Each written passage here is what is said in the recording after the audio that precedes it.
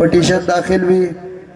हसीब भाई बिजी थे supreme court में, जज साहब से कहा कि आप कीपा साइड कर दें।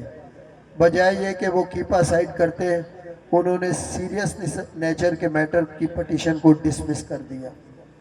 ये इन कोर्टों की हालत है।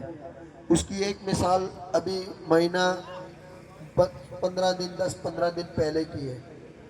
लाड़काना लाज़िमी मजलूम न थींदो, असां आइन खां आज़ाद आहियूं। इहो फ़िरौन कयो मरण कोन, उन जो बि मौत थियो। हीअ आइन खां पाण खे मथां था सम्झनि ऐं इहे 500 माण्हू आहिनि, उन जे लाइ समाजी धुरियूं इंशाअल्लाह ताला निकिरंदासीं, कफ़न ॿधंदासीं, धरना हणंदासीं, रोड बंदि कंदासीं। पर इन्हनि खे आइन जे खेराइनी आइन चवनि था, इहे खेराइनी इन्हनि खे ख़तमु करणो पवंदो, ख़तमु करणो पवंदो।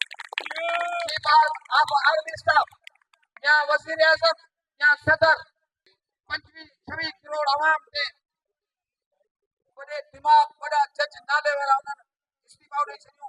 अॼु वरी अॼु बड़ा दिमाग आहिनि, जिन आइन ठाहियो, जिन कानून ठाहियो, उहे इस्तीफा ॾियनि था।